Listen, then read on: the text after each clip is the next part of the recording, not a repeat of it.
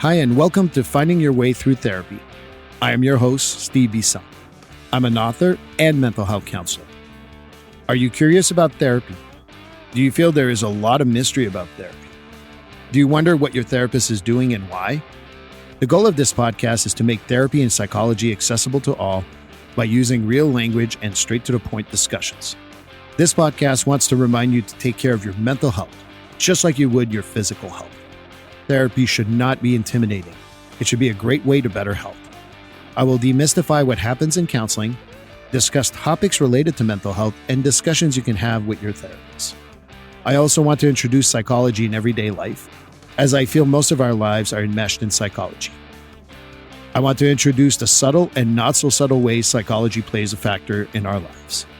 It will be my own mix of thoughts as well as special guests.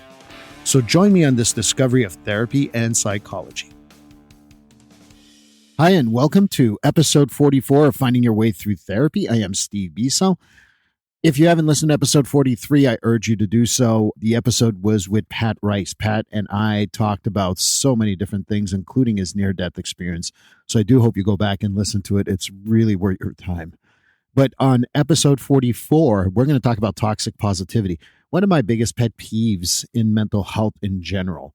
So I wanted to talk about why toxic positivity cannot be helpful for anyone. So toxic positivity is when people kind of like say what I call the turn your frown upside down and make it a positive. You know, if you look at a definition of it, it's dismissing negative emotions by responding for false reassurance. So in other words, when you're feeling something negative, don't feel it. You got to get some false reassurance from people. So this typically comes from a different place for different people, but here's a few ideas. The first idea is that it feels uncomfortable to deal with negative emotions. And I don't even know how to describe negative emotions. To me, emotions are just that, emotions, but negative emotions typically for people are sadness, anger, and fear.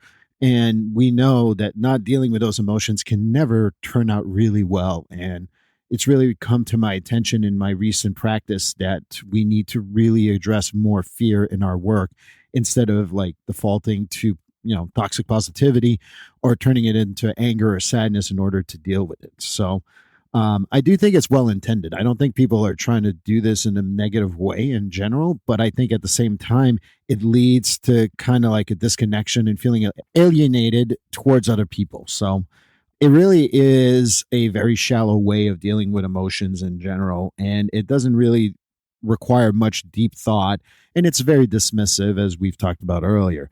I think that we don't know how to deal with the stress, so therefore we find these false positives, as I call them, or toxic positivity, in order to deal with them.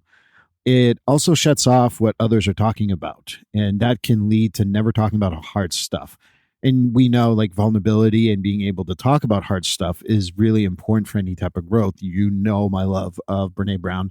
You know my love of being vulnerable and having hard conversations, which end up being probably the most growth-oriented relationships that you have. So when you turn to toxic positivity, it just doesn't help out.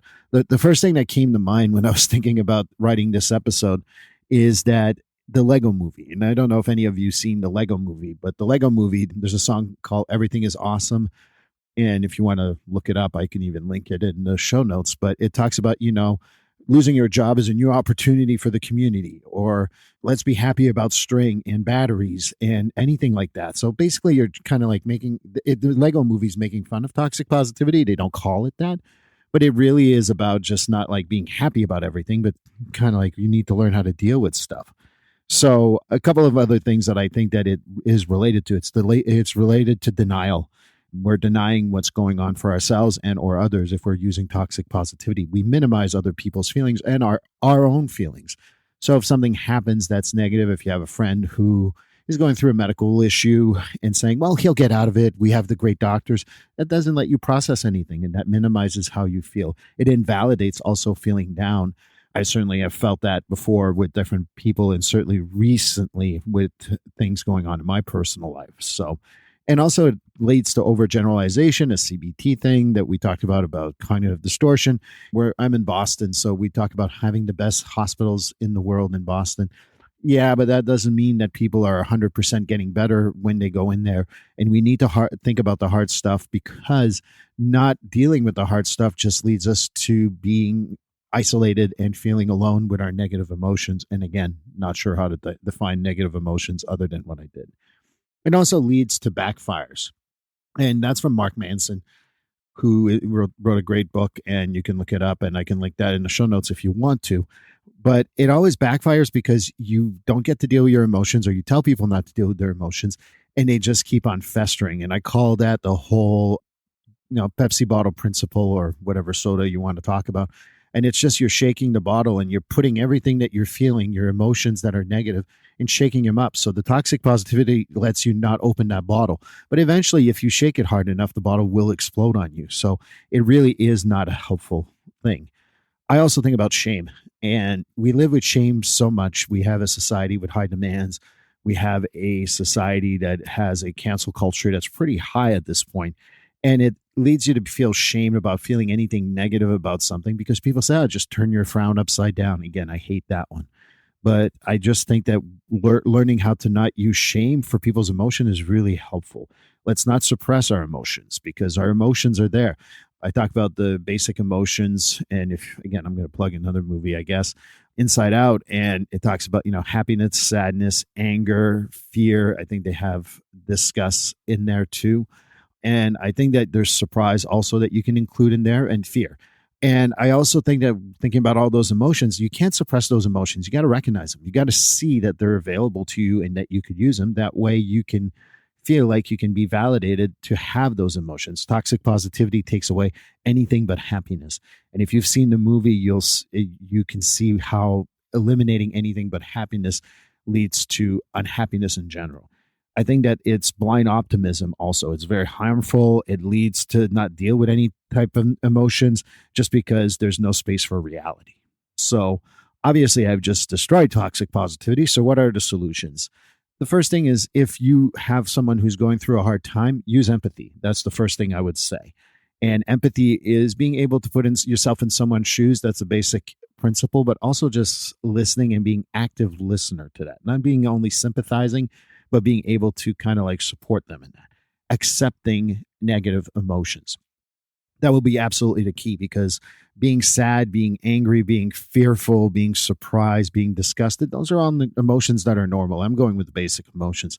But in general, we just need to be able to give that acceptance to those emotions and validate them. That goes a little bit with the empathy and the acceptance. And finally, I think that it's something that I tell a lot of people I work with, that dealing with hard stuff is really worth it, because then you become effective, you feel better about it.